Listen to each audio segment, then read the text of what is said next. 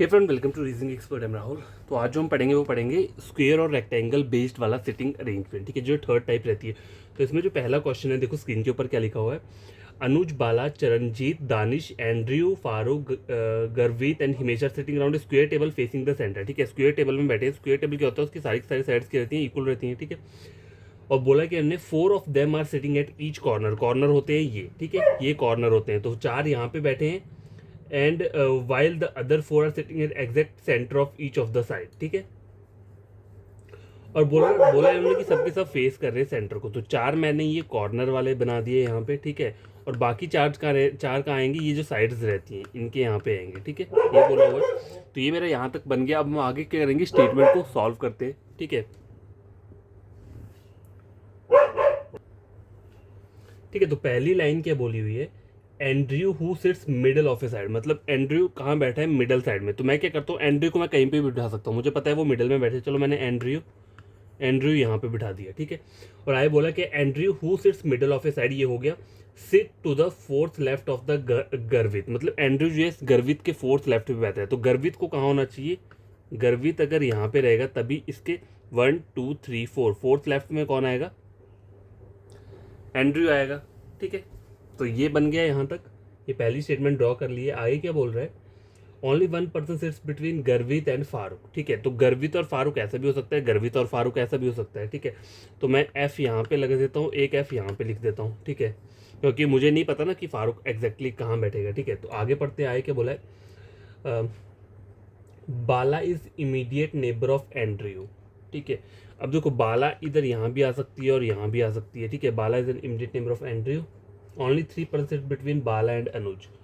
ठीक है, देखो बाला 1 2 3 और अनुज। ठीक है, या फिर बाला 1 2 3 और अनुज। तो चलो अब इसको छोड़ रहने देता हूँ। बाला और अनुज के बीच में 3 पर्सन बैठे हैं।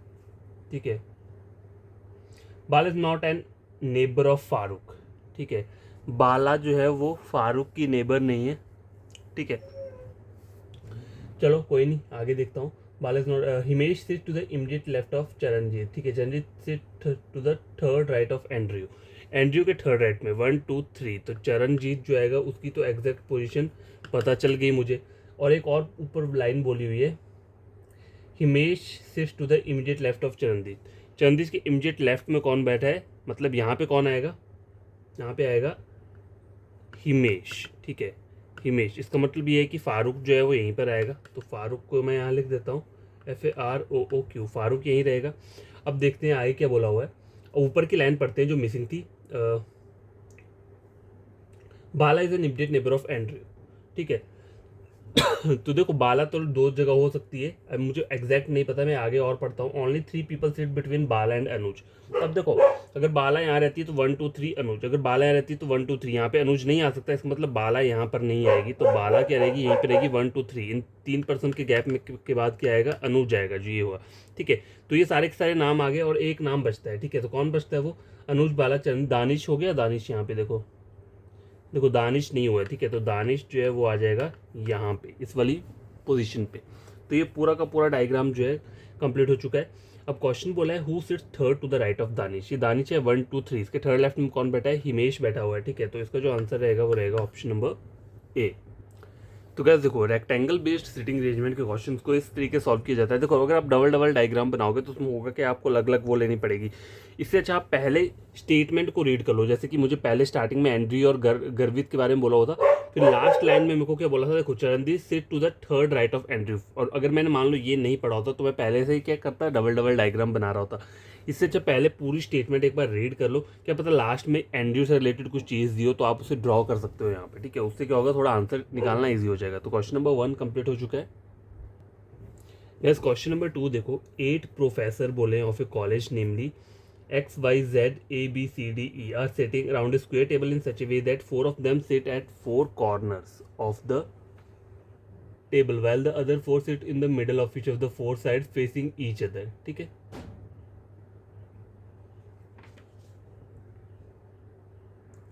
तो सारे के सारे कहाँ बैठे हुए हैं, मतलब सेंटर को ही फेस करें, क्योंकि उन्हें बोला हुआ है यहाँ पे देखो, while the other 4 sit in the middle of each of the 4 side facing each other. ठीक है, तो आपको इसको क्या करना है, इस तरीके से बनाना है। ठीक है, 1 टू, देखो जब कहीं भी क्वेश्चन में अगर आपको ये नहीं बोला हो कि कोई कहाँ पे दिख रहा है, तो बाय डिफ़ॉल्ट आपने सबके सब क्या करना है, अंदर को ही ड्रॉ करना है, मतलब सेंटर को, ठीक है। आउटसाइड के लिए उन्होंने मेंशन किया होता है कि वो सब आउटसाइड देख रहे हैं। अब बोला क्या, देखो पहले लाइन देखो यहाँ पे, C sits to the immediate right of A,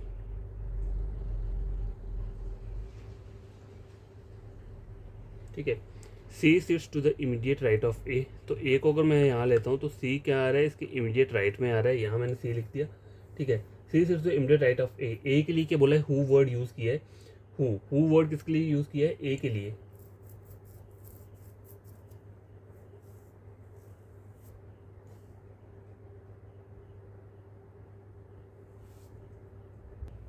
ठीक है। आगे बोला है हु फेसिस जेड, मतलब ए जो है वो जेड को फेस कर रहा है, ये हो गया। ई सिट्स ऑपोजिट टू एक्स, मतलब ई जो है वो एक्स के क्या बैठेगा, ऑपोजिट बैठेगा। E sits opposite to X, X के लिए बोला है who sits to the immediate right of Y, X का मतलब है immediate right of Y, Y के इमीडिएट राइट। देखो अगर मैं वाई के इमीडिएट राइट में क्या करता हूँ, एक्स को बनाता हूँ, ठीक है। E sits opposite to X, I बोला उन्होंने कि बोला E sits opposite to X who sits to the immediate right of Y, तो X sits to the immediate right of Y. अगर वाई के इमीडिएट राइट में एक्स होगा, ठीक है, तो ई इसको फेस कर रहा होगा, ठीक है। चलो बाद में इसको ड्रॉ करता हूँ, B sits to the immediate left of Y, देखो तो यहाँ पे नहीं आ पाएगा। देखो इन्होंने क्या बोला हुआ है, अगर सपोज करो यहाँ पे जो लाइन बोली हुई है, E sits opposite to x, ठीक है, ई और एक्स एक दूसरे की क्या है, ऑपोजिट है, उसके आगे बोला है उन्होंने who sits to the immediate right of Y, तो X sits to the immediate right of Y. अगर मैं वाई को सपोज करूँ यहाँ लेता हूँ, तो एक्स क्या आना चाहिए, और एक्स किसके ऑपोजिट है, ई के ऑपोजिट है। लेकिन आगे वाली जो स्टेटमेंट है उसमें क्या बोल रहा है, B sits to the immediate left of Y, तो वाई के इमीडिएट लेफ्ट में बी आना चाहिए, तो इसका मतलब एक्स और वाई यहाँ नहीं आ सकते, ठीक है।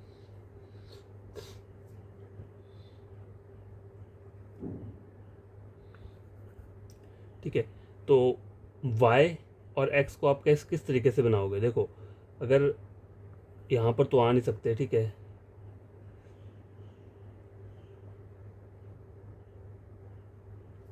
तो यहाँ पे बनाया जाए, अगर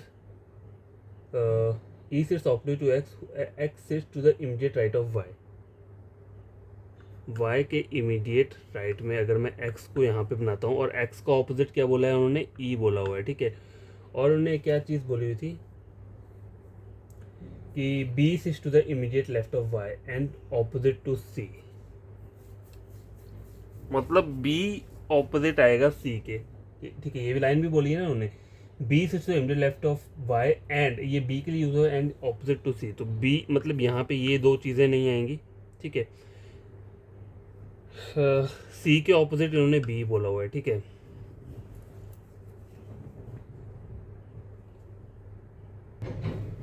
अब गैस देखो मैंने इन सब को जो एक्स्ट्रा मैंने लगाया हुआ था यहाँ पे, इनको मैंने क्या किया, रब कर दिया इस टाइप से, ठीक है। अभी मेरे जो एग्जैक्ट प्लेसेस है वो है ए जेड सी और बी, ठीक है, ये बच रही है। अब देखो लास्ट लाइन में आप एक चीज़ देखो, यहाँ लिखा है B sits to the immediate left of Y, तो वाई के इमीडिएट लेफ्ट में बी बैठा हुआ है, ठीक है। अब देखो जो ये वाली लाइन है वो भी सेटिस्फाई हो जाएगी, ई और एक्स वाली यहाँ पे देखो कैसे होगी, उन्होंने बोला है E sits opposite to x, ठीक है, और हु वर्ड एक्स के लिए यूज हुआ है, X sits to the immediate right of Y, तो वाई के इमीडिएट राइट में कौन आ रहा है, एक्स आ रहा है, और एक्स के ऑपोजिट कौन आ रहा है, ई आ रहा है, मतलब ई जो है वो आएगा यहाँ पे, ठीक है। अब एक पर्सन बचता है ये, तो क्या कौन सा वाला रहेगा, एक्स वाई जेड क्या क्या बोला होता है, X Y Z A B C D E, X Y Z A B C D आ जाएगा यहाँ पे, ठीक है। तो ये फाइनल डायग्राम बन के आ चुका है। अब इसका क्वेश्चन देखते हैं, क्वेश्चन में क्या बोला हुआ है, who among the following faces Y, ठीक है, वाई को कौन फेस कर रहा है, डी फेस कर रहा है, तो इसमें जो आंसर रहेगा वो रहेगा ऑप्शन नंबर सी, ठीक है। गैस क्वेश्चन नंबर थर्ड जो है, देखो इसमें बोला क्या है, 5 person P Q R S T R sitting round A pentagon table facing the centre. Pentagon table कैसे बनेगा, देखो इस तरीके से पेंटागन टेबल बनेगा, ये हो गया, ये पेंटागन टेबल हो गया, और बोला क्या है, फेसिंग द सेंटर, तो सबके सब सेंटर को फेस कर रहे हैं इस तरीके से, ठीक है। अब आगे क्या बोला हुआ है, T is immediate left of R, R who is second to the right of P, R is second to the right of P, और क्या बोला उन्होंने, T is immediate left to R. ठीक है, तो ये यहाँ पर आ गया। Q is immediate left to S, देखो Q is immediate left to S तो यहीं कहीं आएगा वो, Q is immediate left to S, तो इस तरीके, ठीक है, नहीं, Q is immediate left to S इस तरीके से बनेगा। ठीक है, एस के लिए बोला who is exactly left to P, who is exactly left to P. ठीक है, तो ये भी हो गया यहाँ पे। Who is sitting exact right to P, देखो पी के राइट में एग्जैक्टली कौन बैठा हुआ है, टी बैठा हुआ है, तो इसका आंसर जो रहेगा वो क्या रहेगा, ऑप्शन नंबर डी। तो ये क्वेश्चन नंबर 3 सॉल्व हो चुका है। क्वेश्चन नंबर 4 देखते हैं। ठीक है, तो 4 में क्या बोला हुआ है, KLMNOPQ आर सिटिंग 1 2 3 4 5 से 8% people are sitting around a square table facing the center of the table. Some of them are sitting at the corners while some are sitting at the exact center of the sides. ठीक है, तो इसका मतलब है क्या, देखो इस तरीके से मैंने एक स्क्वायर टेबल ले लिया, 4 जो हैं वो कॉर्नर पे बैठे हुए हैं, ठीक है, और बाकी 4 जो हैं वो इन साइड्स पे बैठे हुए हैं, तो ये टोटल कितने हो गए, 8 हो गए। आगे क्या बोला हुआ है इन्होंने, R sit second to the right of Q, R sit second to the right of Q. ठीक है, ये मैंने यहाँ पे बना लिया इस तरीके से। इसे आप कहीं पे भी बना लो, कोई वो प्रॉब्लम नहीं है कि आपको यहाँ बनाना, जहाँ मर्जी यहाँ बना लो, क्यू को यहाँ बना लो, अपनी मर्जी आपकी। ठीक है, R see side to the right of Q, Q sits is one of the corner. अब देखो इन्होंने बोला है कि क्यू कॉर्नर पे बैठे, तब मुझे इसको यहाँ से हटाना पड़ेगा, क्योंकि क्यू को मुझे कॉर्नर पे बनाना है, तो क्यू मैं यहाँ बना देता हूँ और आर को यहाँ बना देता हूँ। ठीक है, R see side to the right of Q, Q sits in one of the corner, ये भी हो गया। M sit third to the left of N, to the left of N. ठीक है, इतना बोला हुआ है। M does not sit at any of the corner. ठीक है, तो एम जो है बोला वो कॉर्नर पे नहीं बैठा है। अच्छा, अगर मैं एन यहाँ बनाता हूँ तो 1 2 3 एम यहाँ आ जाएगा, तो यहाँ तो मैं कॉर्नर पे नहीं रख सकता ना। अगर एन यहाँ बनाता हूँ तो 1 2 3 एम यहाँ आ जाएगा, तो यहाँ पे भी नहीं रख सकता। ठीक है, अगर एन को यहाँ पे बनाते हैं, ठीक है, अगर एन यहाँ बनाते हैं तो 1 2 3 एम यहाँ पे आया, तो एन का एग्जैक्ट पोजीशन यही रहेगा। ठीक है, क्योंकि इसके लेफ्ट में थर्ड पे एम आएगा, और एम बोला कॉर्नर पे नहीं बैठ सकता, और एम कॉर्नर पे आया भी नहीं है। ठीक है, अब आगे देखते हैं। M sits third to the left of N, और एम कॉर्नर पे नहीं, ये भी हो गया। आगे बोला है O is the immediate neighbour of Q and R, O is the immediate neighbour of Q and R, तो ओ यहाँ पे आ जाएगा। आगे क्या बोला है, K is not the neighbour of N. ठीक है, K is not the neighbour of N, मतलब के जो रहेगा वो यहाँ पर आएगा।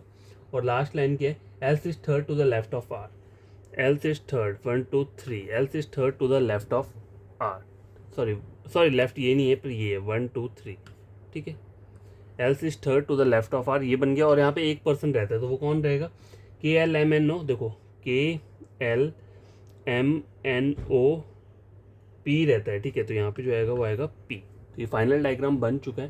क्वेश्चन देखो इसमें क्या बोला है, how many people sit between K and Q, के और क्यू के बीच में ताने कितने पर्सन बैठे हैं, when counted from the right of के राइट से करना है। तो ये के का लेफ्ट है, राइट क्या है, के का ये 1 2 3, टोटल कितने बैठे हुए हैं, 3 बैठे हैं। तो आंसर जो रहेगा वो रहेगा ऑप्शन नंबर सी।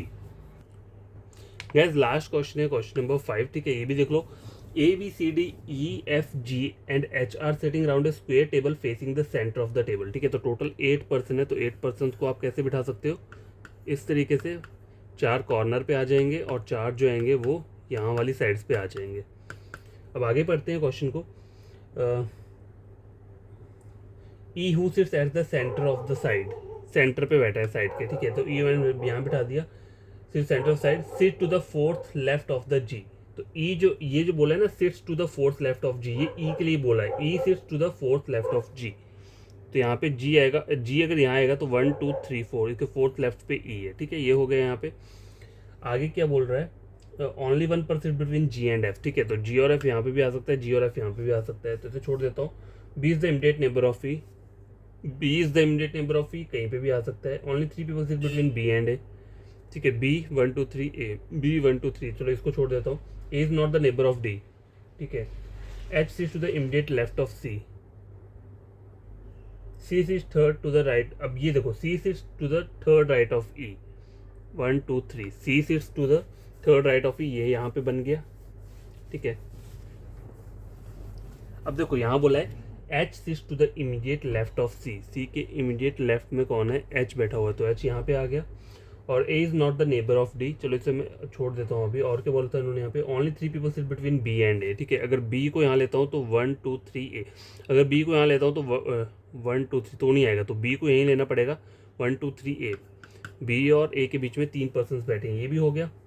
अब देखो और कौन सी स्टेटमेंट बच रही है, B is the immediate neighbour of E, ये भी हो गया। Only 1 person between G and F, G और एफ के बीच में एक बंदा बैठा है तो एफ यहाँ पे आ जाएगा। अब एक पर्सन और बचता है तो वो क्या रहता है, A B C D E F G. देखो ए बी सी डी रहता है तो डी जो है वो यहाँ पे आ जाएगा। ठीक है, तो ये आपका फाइनल निकल के आ चुका है। देखो क्वेश्चन देखो, who sits third to the right of D, D 1 2 3, third right पे कौन बैठा है, एच बैठा है, इसका मतलब क्या रहेगा, ऑप्शन नंबर ए। ठीक है, तो गाइस आज के लिए इतने क्वेश्चंस काफ़ी हैं। मैंने टोटल 5 क्वेश्चंस करवाए हैं स्क्वायर बेस्ड वाले। ठीक है, तो आप इन क्वेश्चन को खुद से सॉल्व करना, अगर कोई प्रॉब्लम होगी तो कमेंट बॉक्स में कमेंट करना, और अगर वीडियो अच्छा लगा हो चैनल को सब्सक्राइब, वीडियो को लाइक शेयर कर देना। ठीक है, थैंक यू।